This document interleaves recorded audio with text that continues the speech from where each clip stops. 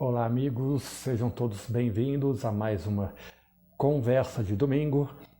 Para quem não me conhece, eu sou o Persson Araújo, tenho a alegria de colaborar com o Oratório Virtual e daqui a pouco vamos começar mais uma conversa de domingo. Vamos esperar as pessoas entrarem para a gente começar, certo?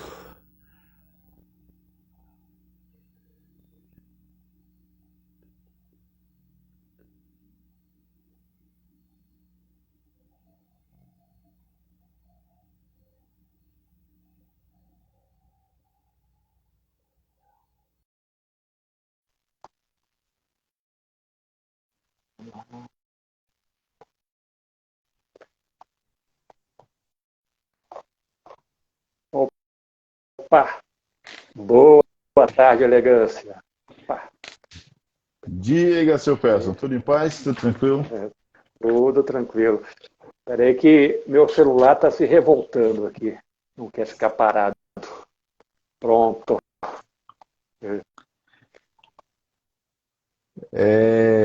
Essa biblioteca tá bonita aí atrás, hein? Tá bonita lá. Desfaço direitinho.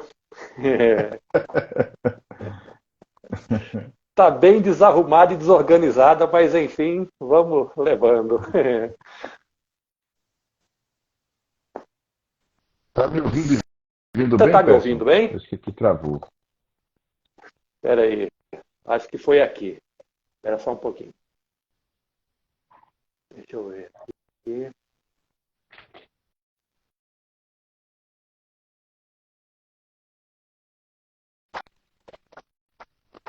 E agora?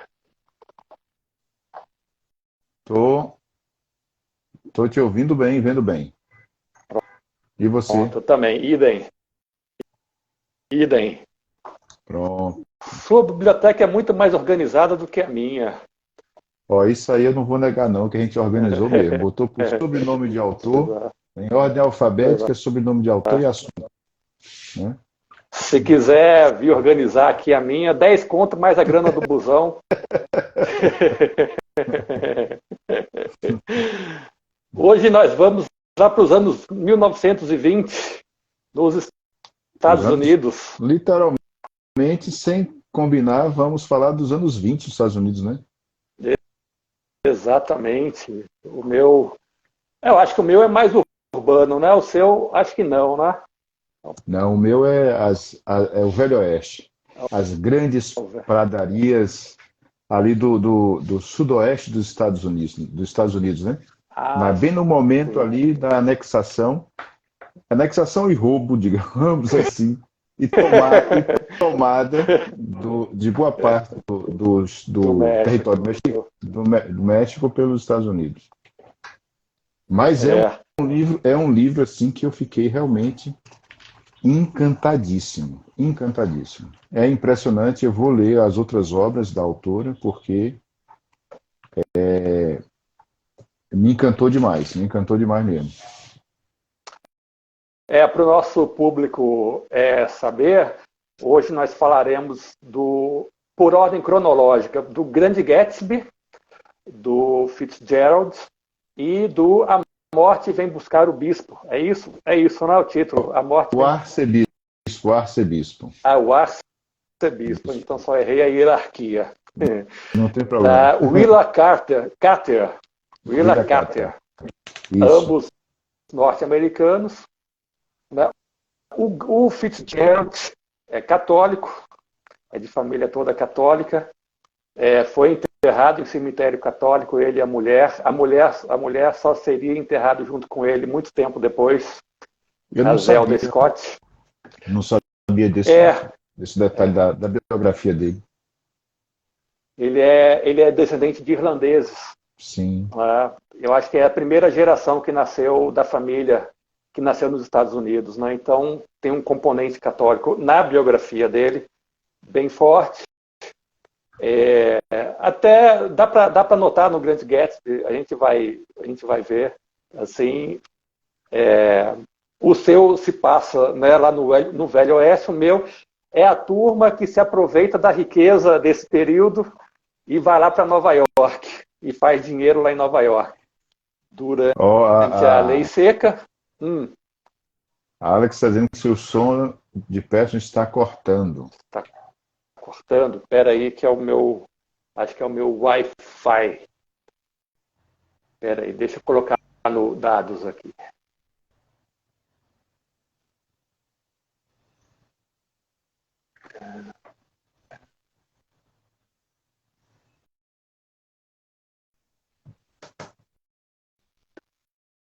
Pronto.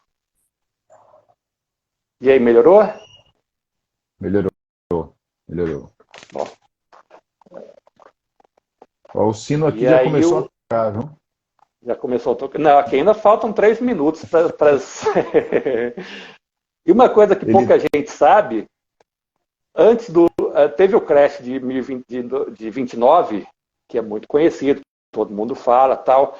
Mas em 21 teve uma outra depressão econômica mais forte que 29, mas os efeitos foram menores porque as escolhas do presidente da época foram mais acertadas. Ele deixou o povo trabalhar, ele liberou praticamente todas as regulações, tanto para o pequeno quanto para o grande. Então todo mundo pôde trabalhar. Então houve todo o drama da falta de dinheiro e tudo, mas durou muito pouco tempo, durou 2, 3 anos no máximo, enquanto que 29 durou até praticamente a Segunda Guerra Mundial, assim, durou mais de 10 anos e foi para o mundo inteiro. E esse não foi localizado, ficou localizado nos Estados Unidos e afetou, óbvio que afeta a gente. Quem é pobre, infelizmente, né, nessas horas o drama vem, né? Mas não durou muito tempo. Não durou muito tempo. E grande parte dos personagens do Fitzgerald fazem a riqueza nesse período, assim como vamos notar daqui a pouco.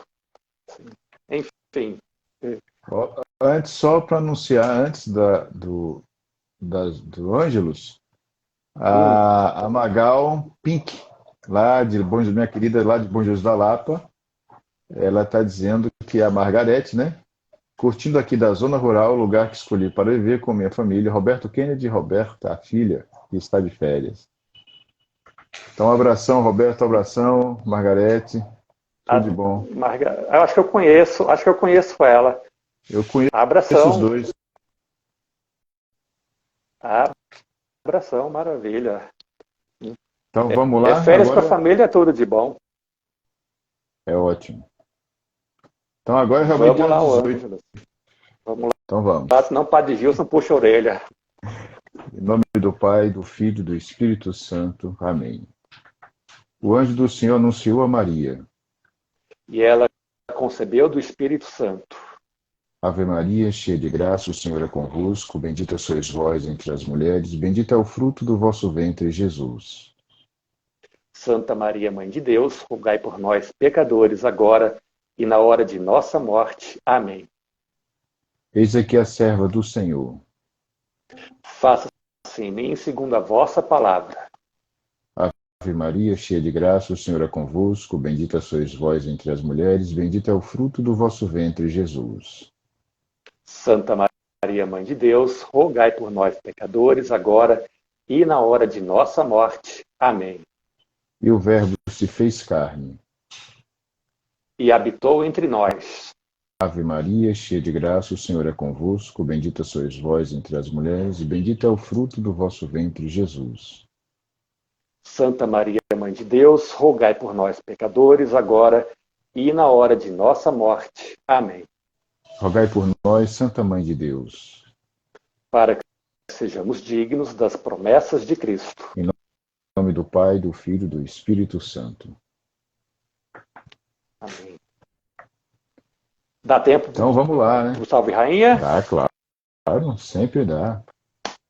Salve Rainha, Mãe de Misericórdia, vida, doçura e esperança nossa, salve. A vós bradamos, os degredados filhos de Eva, a vós suspiramos, gemendo e chorando neste vale de lágrimas. Eia, pois, advogada nossa, se os vossos olhos misericordiosos a nós volvei, depois deste desterro mostrai-nos Jesus, bendito o fruto do vosso ventre, ó clemente, ó piedosa, ó doce, sempre Virgem Maria. Rogai por nós, Santa Mãe de Deus, para que sejamos dignos das promessas de Cristo. Amém. Amém.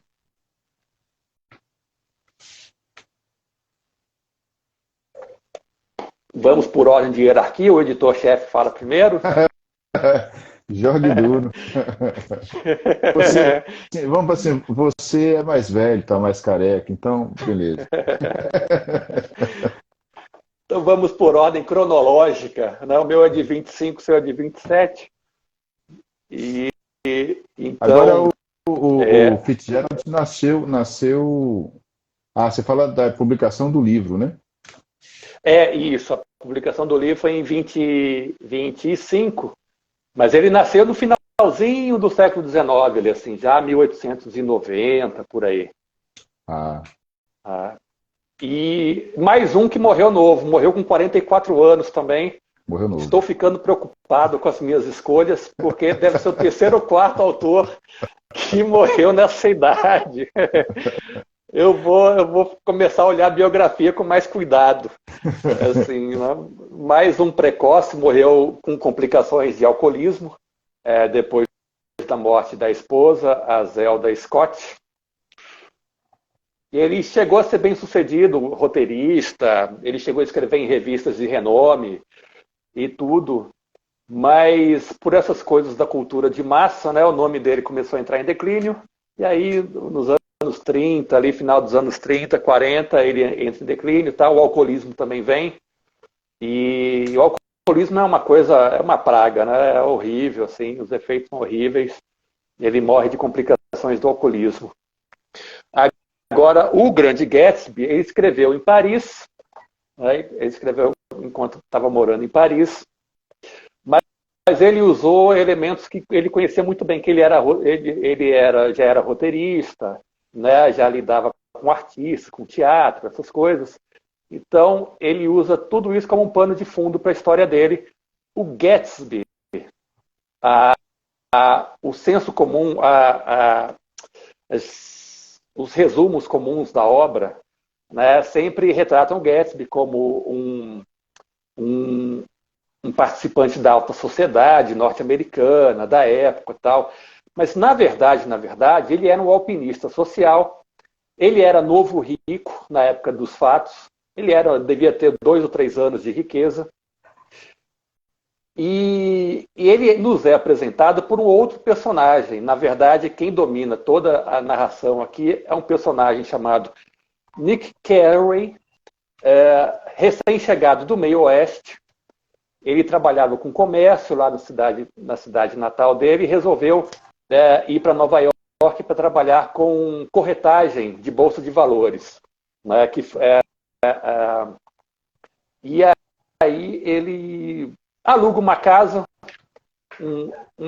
bem modesta, tal, só que era um bairro que, assim, era um bairro que tinha uma porção muito rica de um lado e uma porção relativamente, assim, que ainda tinha classe média baixa, classe média e os novos ricos. E dentre esses novos ricos, a casa dele era modesta, modestíssima. Ele pobre, recém-chegado, alugou, foi o que deu para alugar, e era perto de uma prima dele. Nós vamos conhecer daqui a pouco. Mas ele é vizinho de porta, de jardim, do nosso herói, o Jay Gatsby. Ele, obviamente, vê a opulência da casa, toda semana tinha festas, né? Todos os artistas de Nova York estavam lá, e foi um período, os anos 20, principalmente o começo, foi um período que o entretenimento começou a ganhar muita influência nos Estados Unidos, né? Então, assim, os artistas iam todos para lá. E aí eu creio que os romanos estavam muito certos em não dar muita bola para artista. Porque as descrições da festa que o Fitzgerald nos dá é realmente um desfile de frivolidade e superficialidade, né? Mais um outro componente de fundo que o Gatsby, que o Fitzgerald usa na história, é a lei seca. A lei seca foi uma lei que as pessoas gostam muito de descrever como uma coisa moralista, né? Mas, na verdade, não foi tão moralista assim, não. Na verdade, foi uma resposta a uma situação dramática nos Estados Unidos, que já durava mais de 50 anos. Havia uma epidemia de pais batendo em filho, pais bêbados, batendo em filho e mulher. E não era pouca coisa, não. Foi uma coisa tão dramática que as mulheres dos Estados Unidos se organizaram, e não tem nada a ver com feminismo, isso foram as mulheres, as esposas, para manter as suas famílias. Então elas começaram a pressionar os políticos a ver alguma forma de coibir a situação. Então a lei seca foi uma resposta. Obviamente hoje nós sabemos que foi uma resposta errada, tal, mas na época foi a resposta que acharam, né? Foi uma resposta que deram para uma situação dramática. Agora, obviamente, que esse tipo de lei, que acabou acontecendo? Os escroques, né, se aproveitaram, e porque a bebida é uma coisa que, tudo bem que tem a minoria que não consegue, né, lidar com isso, mas a enorme maioria consegue lidar com isso, consegue beber socialmente, vai para sua casa e está tudo tranquilo. Então, assim, embora a lei seca estivesse em vigor, em nenhum período da vigência da lei, ela realmente ela foi eficaz. Tem histórias escabrosas, um parênteses aqui, tem uma história escabrosa de que o próprio governo dos Estados Unidos incentivava a colocação de conteúdo tóxico na bebida para que o medo da morte freasse o ímpeto da bebida. Essas são as coisas que os governos modernos fazem para suas populações. Mas, enfim, então o Gatsby, agora vamos bater a história do Gatsby, ele era um pobretão do meio oeste, foi para Nova York sem um vintém, com a mão na frente e outra atrás, e ele teve o feliz acaso de se apaixonar por uma ricaça, né, por uma ricaça norte-americana, também do meio oeste, mas que a família já estava fazendo a vida em Nova York. Então ele se apaixona e vai para a Primeira Guerra, e ele vai para a guerra com a paixão ali, né? Não sabe se está acontecendo ou não. E aí a menina, obviamente rica, a família, obviamente, vai querer que ela se case com alguém ali do patamar financeiro dela e tudo, e cultural e tudo, né? Ela acaba se casando com o Gatsby na guerra. Quando o Gatsby volta e fica sabendo do acontecido, a menina, que o nome dela é Daisy Buchanan, a Daisy se torna uma obsessão para ele. Já não é mais amor, né? Começa a ser uma obsessão, porque ele é um pobre mal resolvido, né? Ele é mal resolvido com a pobreza dele. Assim. Então, todo o pensamento dele se volta a dia sim, dia também, uma forma de fazer-se notar pela Daisy. E por uma obra do acaso, ele bate na vida dele com um comerciante de bebida, com um contrabandista de bebida, uma pessoa de caráter extremamente duvidoso. E o problema de você viver no erro é que você fica muito suscetível ao mal. Né? As pessoas não percebem. O espírito, eu sempre não canso de falar, o espírito é a coisa mais negligenciada da vida moderna. Assim, toda vez que você fica na sua vida em erro, você fica muito suscetível ao mal. E aí foi o caso do Gatsby. Esse contrabandista meio que percebe a índole do Gatsby e joga ele no negócio de contrabando de bebidas e, obviamente, ele enriquece muito rapidamente. Né? O Gatsby consegue o sonho de enriquecer rapidamente. E durante a história nós ficamos sabendo que a mansão do Gatsby é de frente com a mansão da Daisy, da família da Daisy, dos Buchanans. Né? E ele toda a tarde ele vai para a sacada, para a varanda dele e fica de olho no quintal dos Buchanans, né? Observando a amada, que já não é mais amada, né? Agora é uma questão de obsessão, né? E o Nick vai narrando tudo isso para a gente né, e vai colocando o pensamento que o Nick tem uma coisa que eu e você já vivemos, que é essa coisa de você sair de uma cidade pequena e estar numa cidade grande e você fica observando, a gente fica observando tudo, quer saber onde é que você pisa, onde é que você pode ir, com quem que você pode andar, né? A gente fica meio desconfiado das coisas, assim, né? E não sei se com você foi assim, comigo foi assim. E, e aí o Nick, ele vai observando, né, as festas, a índole do Gatsby. Ele percebe que o Gatsby usa esses artistas, e os artistas usam o Gatsby. Ninguém é íntimo de ninguém. Os artistas frequentam a casa do Gatsby, mas ninguém sabe da vida do Gatsby. Não tem aquela coisa da intimidade, de você saber quem é o pai, quem é a mãe, né? Não tem nada disso. Aquela coisa extremamente superficial. Então, assim, são duas partes se usando, ali na frivolidade e na superficialidade. Mas isso é tudo um pano de fundo para a obsessão do Gatsby. Ele dá essas festas opulentas na esperança que a Daisy olhasse para a mansão dele e se interessasse pelo morador e fosse lá querer frequentar as festas também. Coisa que não acontece. Ele fica. Isso começa a acontecer quando ele descobre que o Nick é primo da Daisy, né? O Nick, que é o nosso narrador, ele é primo da Daisy, e aí começa a encher o saco do Nick para, né, conseguir um encontro com a Daisy. E um detalhe, a Daisy é casado com o Tom Buchanan, e outro de caráter extremamente duvidoso, mulherengo, tem uma amante em cada esquina em Nova York.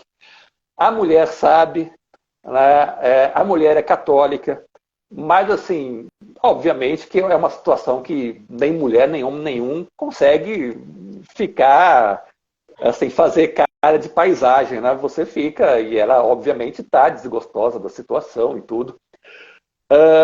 Mas vai levando o casamento. Quando o Nick faz esse contato com a Daisy, o Gatsby está ali do lado, tal, e eles não sabiam, ainda não sabíamos como eles se conheciam, né? E aí ela se interessa, né? Porque provavelmente está desgostosa do casamento ou da situação do marido, né? Então tem aquela, né, essa coisa de querer ela dá corda para o Gatsby, né? Ela vai dar corda, o Gatsby recebe essa corda, né? E até o momento que o marido percebe a situação, o marido da Daisy percebe a situação. Você está me ouvindo? Aqui travou. Tá dando um corte, deu uma travadinha. O meu ou o seu aí? Aqui, o seu também está travando para mim aqui, mas acho que é aqui. Deixa eu ver. Aqui a Wi-Fi parece que tá bom, tá tranquilo. Não, acho que é aqui. Melhorou? Melhorou. Voltou ao normal. Tá. Então eu dizia, a Daisy deu corda para o Gatsby. O Gatsby achou que era amor, né? E foi, né? Só que tudo isso o Nick, o nosso narrador, percebendo a situação se formando, e ele começou a perceber que praticamente todo mundo em volta, inclusive a prima e o marido, tinha um caráter duvidoso. Assim, ninguém era aquela coisa confiável, porque ele conheceu o marido da Daisy, por exemplo, ele viu ele com as amantes, para lá e para cá e tudo, né? Então, e aí ele vê a Daisy dando corda para o Gatsby, ele vê o Gatsby, né, dando essas festas, e ninguém sabe de onde que veio a riqueza do Gatsby.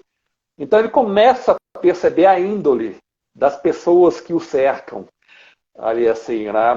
E um ponto de tensão na história é o Nick. O Nick, coitado, ele vive de arranjar encontros. Eu acho que cortou de novo. O Nick, coitado, ele está narrando para a gente, está arranjando encontros entre o Gatsby e a Daisy. Voltou? Só tô ouvindo.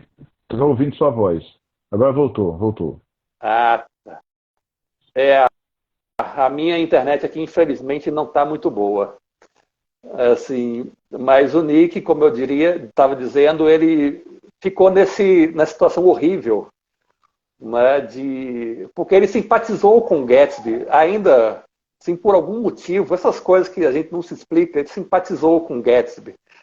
Então ele ficou, e como ele conhecia a índole do marido da Daisy, da prima, então ele achava que, não sei, não se sabe exatamente, não fica claro porque ele acaba arranjando esses encontros. Mas num desses encontros estão todos os personagens reunidos, e aí o marido já tinha percebido a coisa, aí acontece o ponto de tensão na história, né? O marido confronta o Gatsby, quer saber de onde que veio a riqueza dele e tudo, o Gatsby não responde, e aí o marido fala, né? Não, você é amigo esqueci o nome do contrabandista, é amigo do contrabandista e você fez sua riqueza contrabandeando bebida, né? Ilegal. E assim, aí entra aquela coisa da hipocrisia, né? Enquanto todo mundo bebia, mas ninguém queria ser amigo do contrabandista. Ninguém queria ser visto com contrabandista, né? Aquela coisa da hipocrisia, né? E então, assim, isso dá um clique na Daisy. A Daisy estava prestes a embarcar, né, no romance, embarcar de vez no romance com o Gatsby. Aí dá esse clique na Daisy e aí ela vai embora e deixa tudo em suspenso, né? Nem o marido, nem o Gatsby, ninguém sabe o que ela está pensando. E ela resolve ir para casa, estão longe de casa, resolve ir para casa, pega o carro do Gatsby. Aí o Gatsby vai junto com ela, né? Mas ela resolve dirigindo. Nesse meio do caminho, a Daisy atropela e mata alguém, né? Que por coincidência ela mata uma amante do marido, né?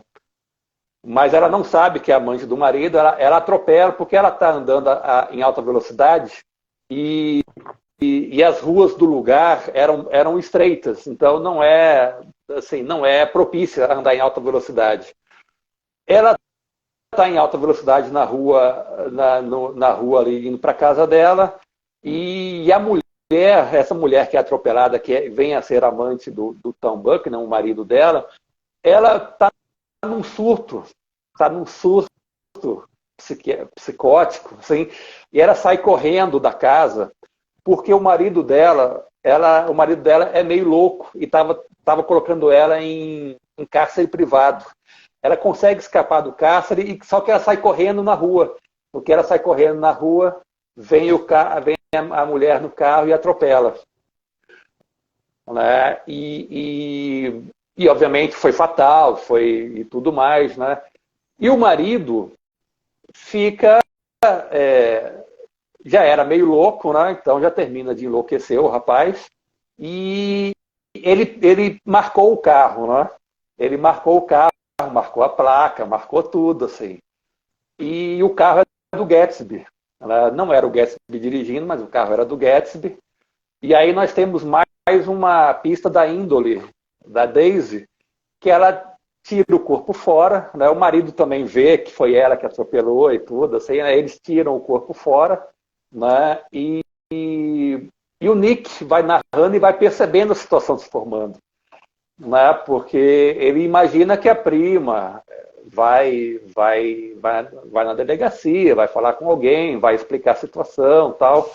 E não, ela fica em silêncio. Eles marcam, inclusive já estão com viagem marcada, e o Gatsby fica lá em suspenso, né? O Gatsby fica entre a obsessão e a ilusão, né? De que ela tá na dele e tudo mais, assim, que o marido não conseguiu demovê-la da paixão. E aí a gente começa a sentir pena do personagem, porque aí a gente já sabe que ele é um alpinista social que, por acaso, o acaso o levou a ser rico por meios ilícitos, mas ele, na verdade, ele é só um alpinista social querendo impressionar a mulher que ele tem obsessão, só isso. assim, né? E o que acontece é que esse marido o viúvo, né? O viúvo marcou o carro, né? Marcou tudo, acaba chegando no Gatsby, né? E aí vai lá com uma arma, tem spoiler, perdão para quem tá vendo, vai lá com uma arma e dá 2 tiros no Gatsby, e a história do nosso herói termina assim, né? Então, as descrições do romance sempre vão falar assim, é alta sociedade, e não é a alta sociedade como um todo. Na verdade, é a classe artística de Nova York, é a classe artística de Nova York é retratada de uma forma extremamente frívola, eles são extremamente frívolos, superficiais, mas começam a ter uma influência na sociedade, assim, né, por fatores aqui que, né, e o nosso herói é que, mal resolvido com a pobreza dele, né, teve o azar, né, de se apaixonar por uma ricaça e na obsessão dele trabalhou simplesmente para impressionar essa moça, né, que ele descobre mais tarde da pior forma possível, que é uma moça de índole.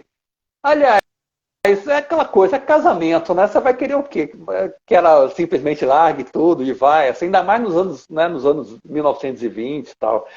Então ele se enredou numa trama, para ele, assim, um beco sem saída. Ele foi num beco sem saída e acabou sendo vítima dele mesmo. Né? Ele acabou sendo vítima dele mesmo, ele achou que, sei lá, poderia... aliás, os personagens, né, é uma coisa sempre que eu noto assim, nesses romances modernos, que são personagens que sempre buscam acomodar o mal. Né? Eles não têm aquela consciência de que estão vivendo errado ou estão fazendo uma coisa errada. Eles têm aquela consciência do pé quebrado. É errado, mas não é tão errado, assim, dá para conviver com isso e tudo mais. E o negócio do mal que sempre tem alguém muito mais forte que vai lá e subjuga, né? Acaba subjugando, né? E então o Gatsby ele acaba sendo uma vítima dele mesmo, assim, né? Ele entra tem essa obsessão, trabalha para ficar rico, tudo em função dessa obsessão e obviamente nada funciona, né? Nada funciona para ele e o sócio dele, que botou ele nessa coisa do contrabando, também já começa a dar aquela, né, escanteada assim nele e tudo. E nisso, né, ele acaba morrendo assim de uma forma besta, banal. Né? E assim termina a história, né, do Grande Gatsby. O corno se vinga se vinga enganado, né? Que trágico, Pois né? Tragicômico. Que trágico. Pois rapaz. Eu cheguei a assistir, incrível, que engraçado, incrível não, engraçado. Eu já namorei o Grande Gatsby, talvez, sei lá, 1000 vezes, e nunca tentava ler, não é agora, depois eu leio. E assisti 2 filmes, um da década de 70, 1974, e outro de 2000 para cá. Com Leonardo DiCaprio, né? Esse de 2000 para cá é com Leonardo DiCaprio, mais um da década de 70. Assisti 2 filmes, realmente. Esse de 70 é com Robert Redford, como Gatsby. Exatamente. Esses 2 eu assisti, mas o livro eu nunca li. Né? Mas fica aí, eu sempre quis ler o Fitzgerald, porque somente Suave à Noite, né? Maravilhoso, cara. Outro maravilhoso também, assim. O Suave à Noite, ele teve uma capacidade de usar porque a Zelda, a mulher dele, vai ficando esquizofrênica com o passar do tempo. E ele vai ficando alcoólatra. Então, assim, você não sabe quem começou, se foi a esquizofrenia, se foi o alcoolismo, quem levou um ou outro. E no Suave à Noite ele retrata isso. Ele coloca, ele usa essa situação, e é um livro, a prosa do Fitzgerald ela tem uma coisa que eu gosto muito. É como se você visse o autor falando na sua frente a história, assim, é como se fosse uma conversa. Assim, não parece alguém contando uma história. Eu percebi que tem um equilíbrio muito grande dos adjetivos, né, pessoal? Isso tem anos que eu abri e vi, mas tem um jogo muito grande com os adjetivos. Um pouquinho mais, ele perde tudo, porque a adjetivação, em qualquer gênero literário que É um seja, perigo. é um perigo, né? Você tem que estar. E ele usa bastante e não se perde, incrível isso. Era um É, grande estilista, na verdade, né? sim, sim. É bem interessante. Recomendo a todo mundo o Grande Gatsby. Acha-se muito fácil em sebo, é muito barato em e-book também, é bem barato. E o Fitzgerald pode ler tudo dele, assim, que é só talvez o último Manda-Chuva, assim, o último Magnata, que é o último livro dele, já está no alcoolismo, assim, tal, já não é tão legal. Mas o Suave é a Noite, o Estrelado do Paraíso, o Grande Gatsby, eu li todos esses três, assim, nossa, recomendo vivamente, assim, é muito bom mesmo. Bacana, bacana. Essa fase da literatura norte-americana é riquíssima, gente.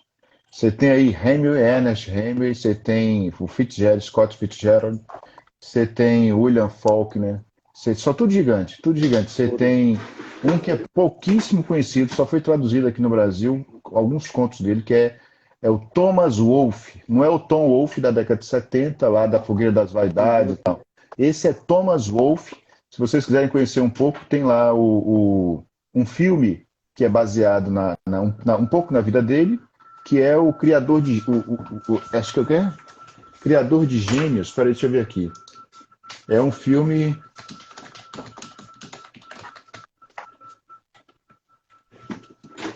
É um filme bem interessante. E. Deixa eu ver se é esse mesmo. O Mestre dos Gênios. É de 2016. O Mestre dos Gênios.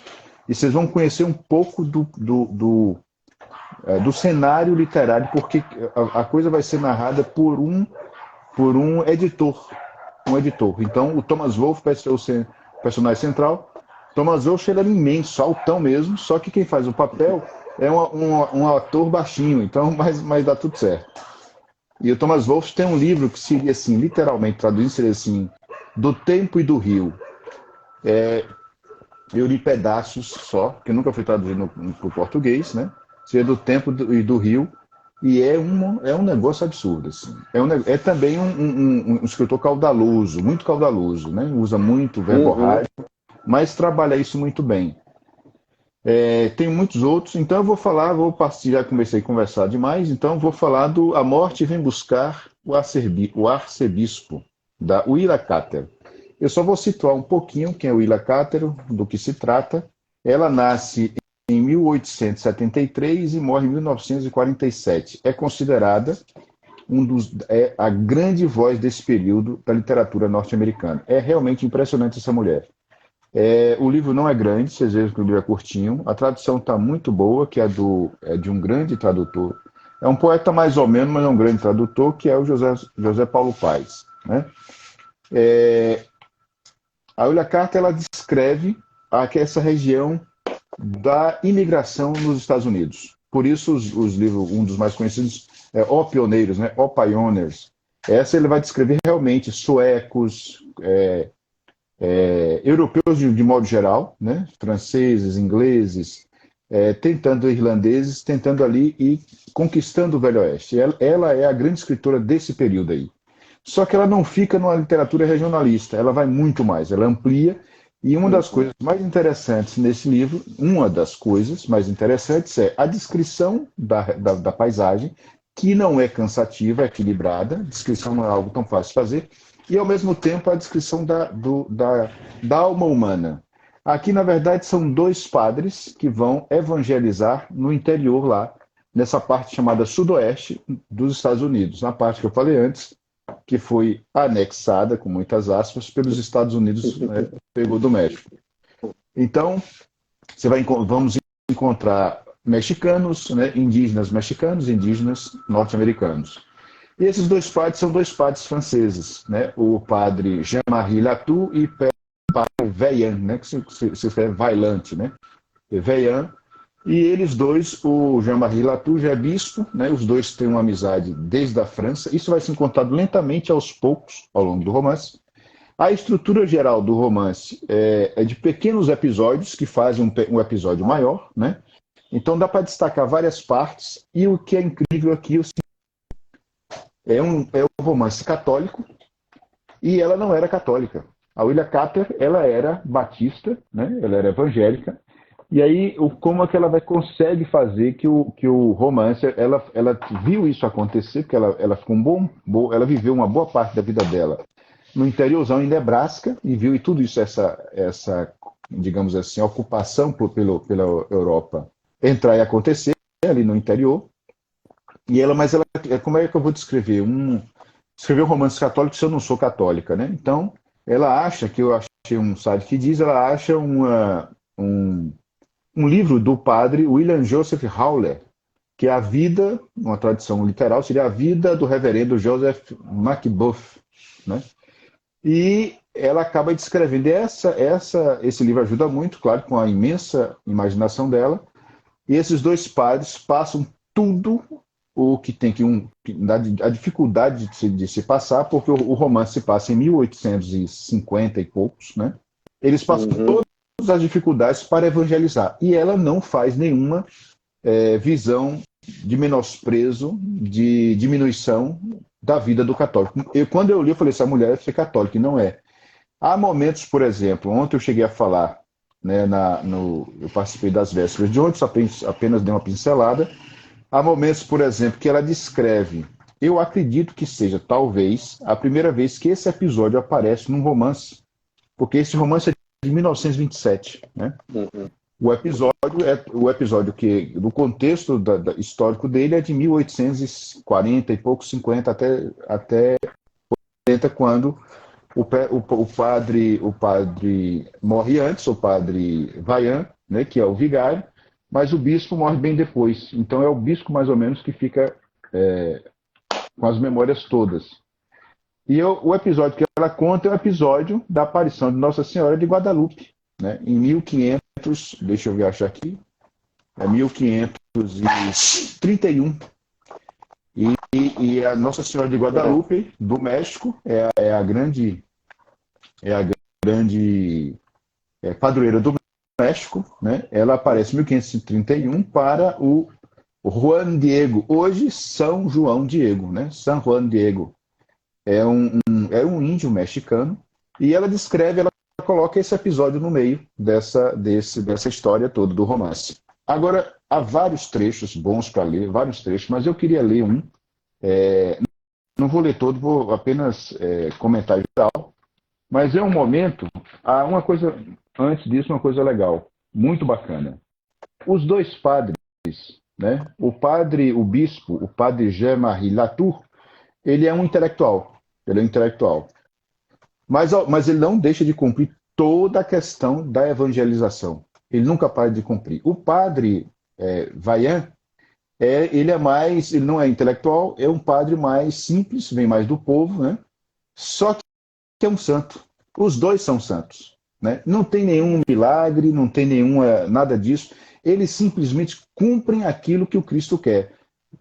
E de pregar o evangelho. E os dois sofrem horrores para fazer isso acontecer, né? Então tem momentos assim que você fala, caramba, é uma coisa que vai crescendo com o andamento do romance, né? Então tem um momento, por exemplo, que tem uma senhora, já está no final do romance, a noite de dezembro, né? E o padre Vaillant, ele já sabia que existia uma certa senhora, uma senhorinha mesmo, a cidade de participação em Santa Fé, né, que existe até hoje. E tem uma senhora lá que ela é impedida pelos seus patrões de visitar a igreja católica, porque os patrões são evangélicos. E tem muitos anos que ela não consegue, eles não deixam, ela é uma criada quase serva, né, vive de uma pobreza extrema, mas o narrador, né, a romancista vai descrevendo essa figura que Trata-se de uma velha mexicana chamada Sada, que era serva de uma família americana, uma família de protestantes, deveras hostis à igreja romana, que não consentiu que ela fosse à missa e recebesse as visitas de um padre. Sada era severamente vigiada em casa, mas no inverno, quando os aposentos aquecidos da casa eram preferidos pela família, e lembrando aqui que o inverno nessa região é realmente rigorosíssimo, né? Cai neve e tudo mais, mandavam-na dormir num depósito de lenha. Nessa noite, não tendo podido dormir devido ao frio, ela reunira coragem suficiente para realizar aquele ato heróico. Esgueirara-se pela porta do estábulo, enfiara-se a correr por um beco e viera até a casa de Deus para rezar. E ela corre e foge à noite, só que o bispo, o padre Jean Latour, ele também está com insônia. Aí ele percebe que tem uma pessoa ali tentando entrar na igreja 4 horas da manhã, mais ou menos assim, 3, 4 horas da manhã. E aí o bispo ficou de pé, segurando a velha e olhando o rosto de Sada, enquanto ela pronunciava as suas poucas palavras. Um rosto trigueiro e escuro de peão, emaciado, ou seja, muito emagrecido, muito curtido de dor e de fome pela vida e pelo sofrimento, né? Aí o padre falando, né? E aqui é o bispo observando. A ele pareceu que jamais vira tão pura bondade irradiar de um rosto humano como aquele. E ela tinha muito tempo sem ir à igreja. Aí veja, e essa parte é impressionante. Ela estava batendo os dentes de frio. E o padre tira a manta e a cobra, ela tá tão desacostumada a gentilezas que ela, não, padre, não quero, não, padre, não faça isso não. Mas aí eles entram na igreja, só os dois, e começam a rezar, né? E aqui ele vê a intensa devoção dessa senhora, que tem, ela diz, né, 19 anos que ela não pode entrar na igreja. E ela reza toda, ela se entrega inteira nesse momento. É um negócio muito comovente, eu não vou ler, não, que eu vou acabar chorando, né? É muito forte essa passagem, mas é uma senhora que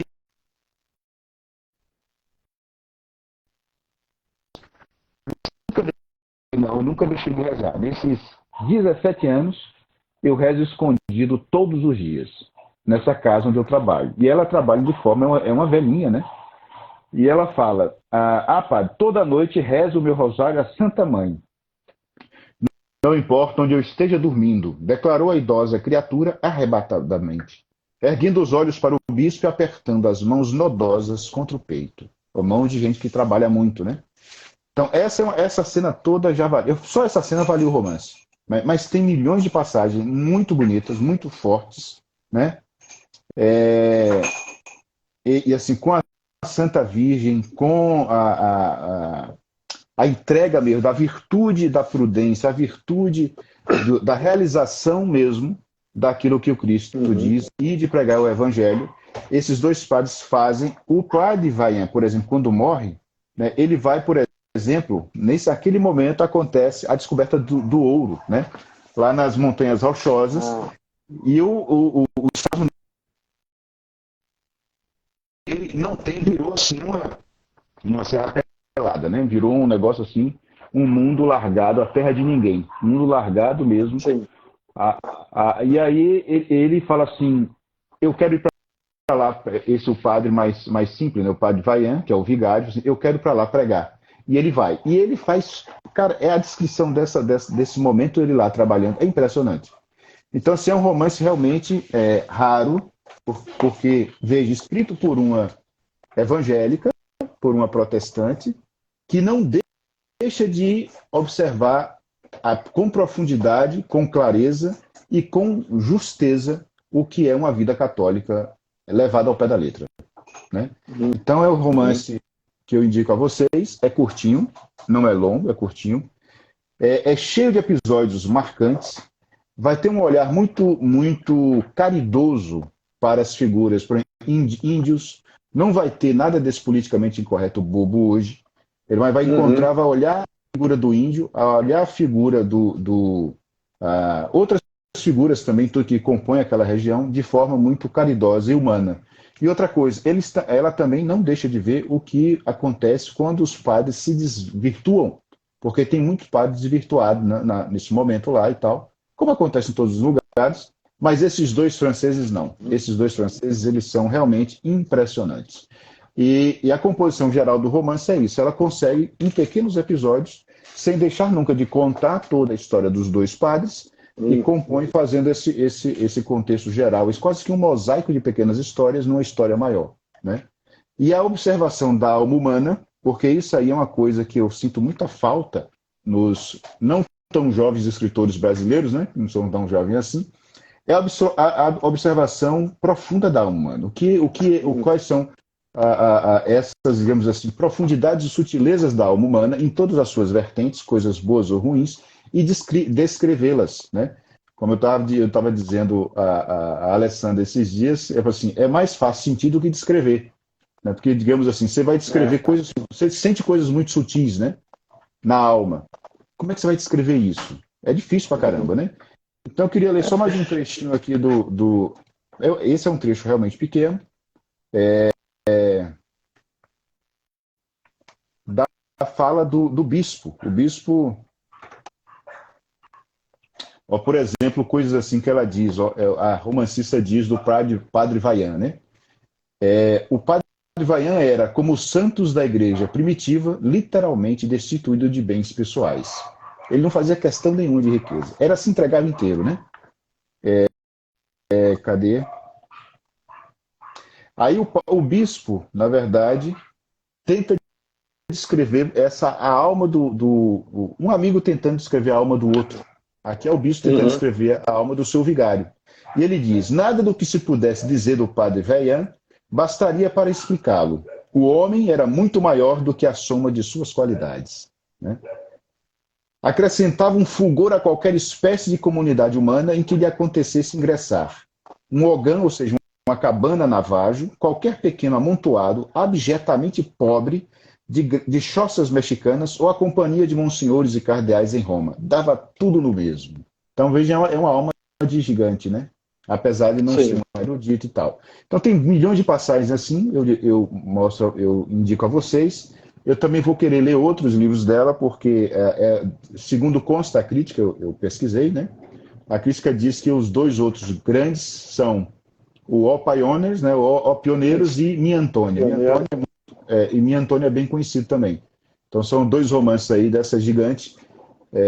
Eu tinha lido dela... Qual é a editora? Peçam essa editora, acho que romance, editora Guanabara. Eu acho que nem existe mais, porque a minha edição aqui tá bem surradinha, é de 80 e... Cadê? Então é por isso que é difícil achar. Mas em sebo, se botar 85, a minha é de 85, né? A minha é de 85. Estante virtual da vida. Uma estante virtual. E assim, como ela... Na Amazon, não sei. Não acha, né? Mas na estante virtual, em sebo, acha, porque eu já vi em outros lugares, né? Minha Antônia é fácil. Essa Minha Antônia, você colocar aí, o outro romance, é muito fácil de achar, né? Não é difícil, não. E acha barato. Sim.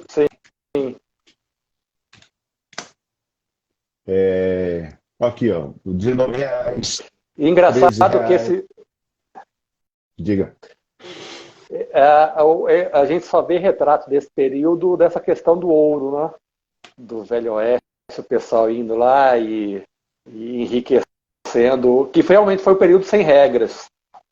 Foi um período, mas isso eu estava vendo uma entrevista com o ex-ministro Paulo Guedes, a índole do americano é essa, assim, quando algo acontece assim, do mercado, eles deixam livres até a hora que eles veem que é hora de começar a regular.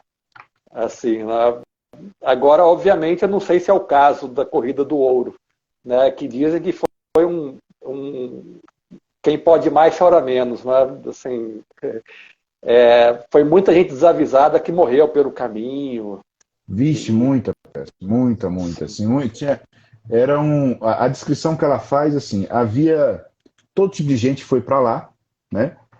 O local era inóspito, completamente inóspito, não se plantava nada, mal tinha carne de porco para comer, né?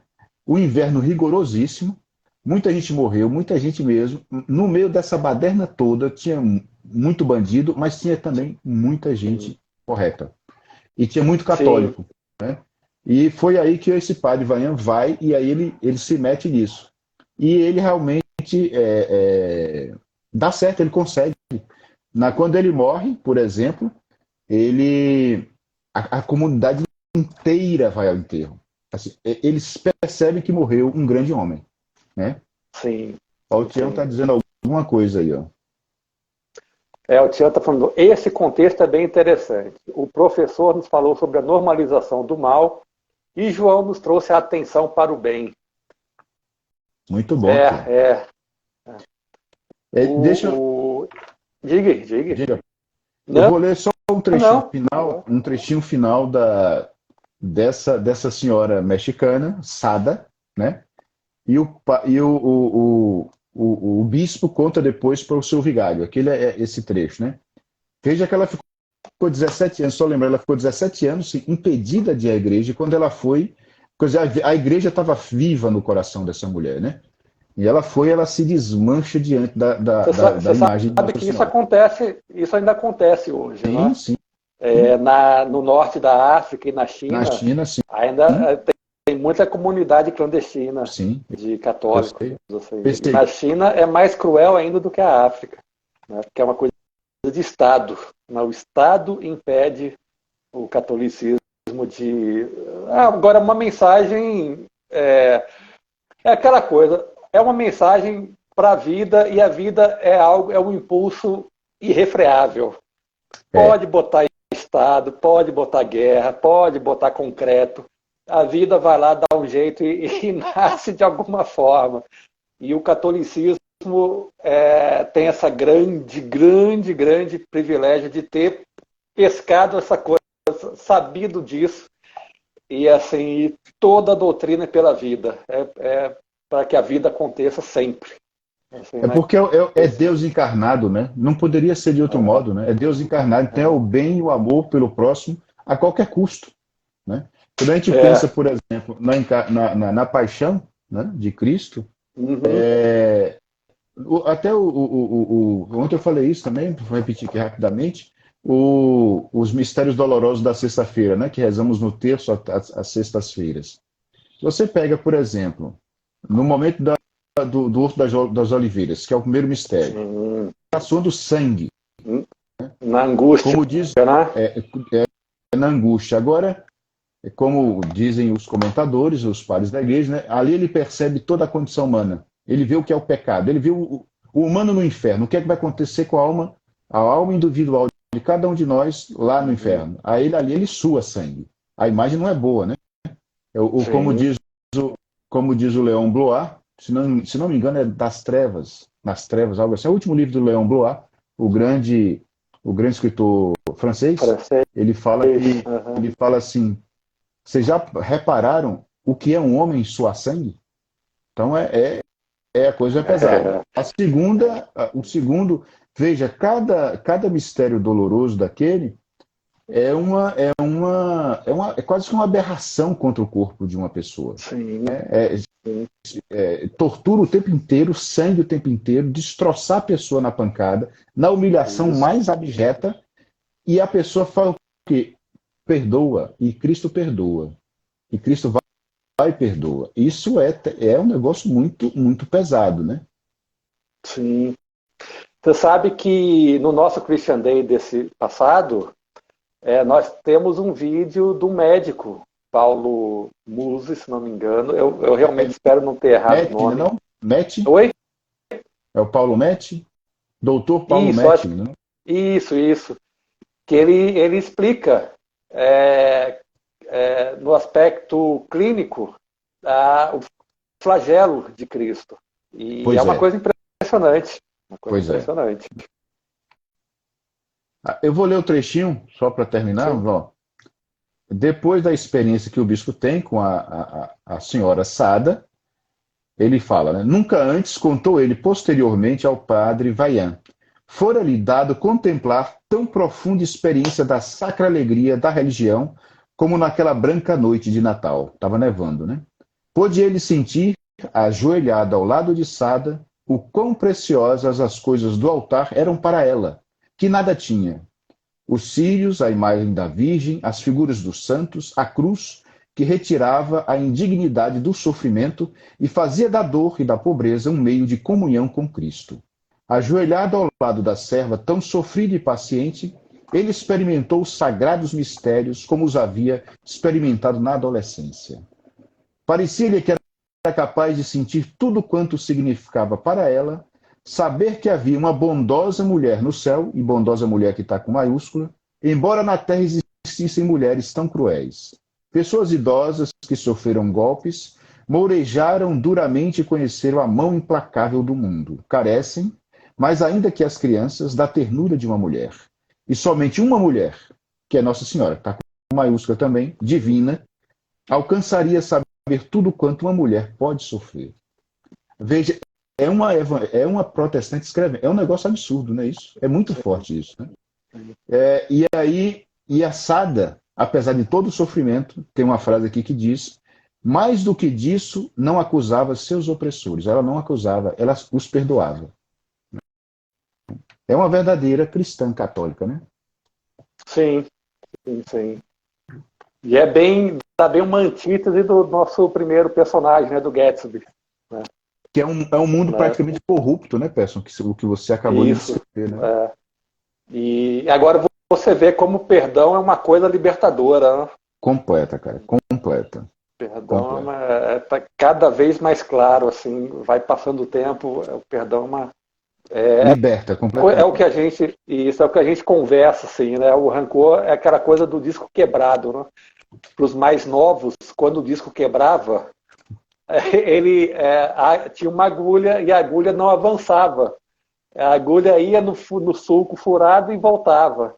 Então, então, como o rancor, a gente envelhece muito rápido no rancor. E como no perdão, a gente renova cada dia, mesmo envelhecendo fisicamente. Perfeito, é assim mesmo. E assim, é o perdão, não somos capazes do perdão. É o Cristo que perdoa em nós, né? Porque Exatamente. se fizermos um exame bem acuradinho de consciência, com muita sinceridade, nós somos miseráveis. Nós não conseguimos perdoar, mas o Cristo perdoa em nós, né? E ainda tem a coisa linda da confissão, quando a gente se acusa. A gente se acusa para que Deus nos absolva. Só que nós temos que ter a humildade de ir lá e nos acusar, ter a consciência da nossa miserabilidade, digamos assim, para confiar na misericórdia. Né? É uma coisa, é muito bonito. Assim, é lindo. Eu tenho visto uns vídeos da Adélia Prado sobre isso. Ela tem uns insights maravilhosos. Né? Uns sites maravilhosos. Isso aí está tudo na poesia dela, né? Está na poesia dela porque é assim que ela enxerga mesmo o mundo. Eu sempre conto um episódio, uma professora nossa aqui, foi da UFBA, ela participou de um evento literário em São Paulo, com a Adélia Prado, e depois elas foram jantar. E estava aquela noite típica de São Paulo, né? 10 graus, né?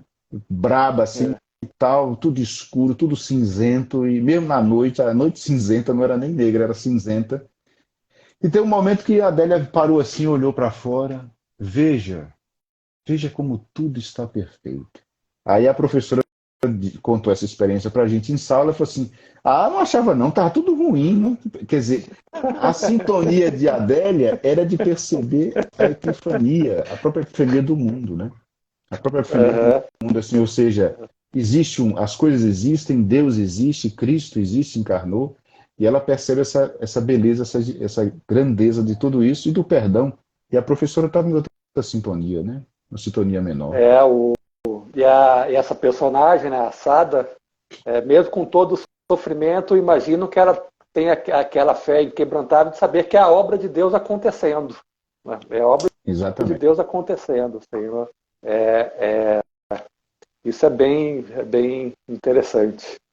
Foi um grande finale para a nossa conversa. A não ser que você tenha mais coisas para falar aí, fique à vontade. Tá ótimo. Só convido vocês lerem O Grande Gatsby, né?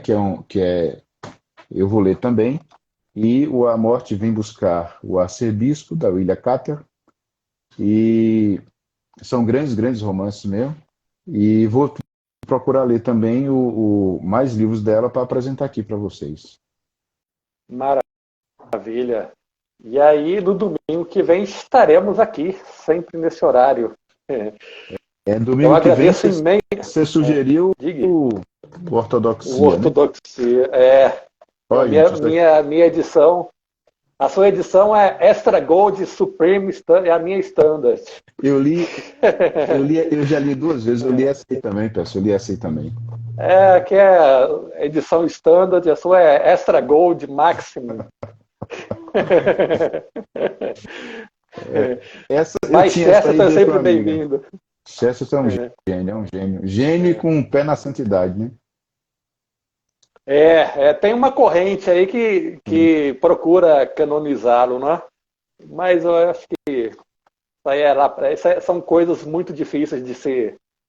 falam mesmo do Bento XVI também, assim, né? Agora, me parece que ele não será difícil de ser entronizado como doutor da igreja. Não será nada difícil, assim, não será surpresa se acontecer. Sim. Agora, santo aí já é um longo caminho, assim, né? Mas, enfim. Então, queridos da audiência, muito obrigado pela audiência. Sempre uma alegria estar aqui todo domingo com vocês. E domingo que vem estamos aí de volta. Certo, João? Deus quiser. Com certeza. Uma semana abençoada a todos. Rezem o terço todos os dias. A Darlene GG1. Obrigado. Eu que agradeço, Darlene. Eu que agradeço a audiência de vocês. Darlene. Vocês que enriquecem. Na audiência qualificada é outra coisa. A gente tem que estudar toda semana para a gente botar um conteúdo bacana aqui para vocês. Assim, tenha uma semana abençoada a todo mundo. Rezem o texto todos os dias, vão à missa aos domingos. E domingo que vem a gente se vê. Até lá, gente. Até mais, gente. Valeu, meu. Até mais, pessoal.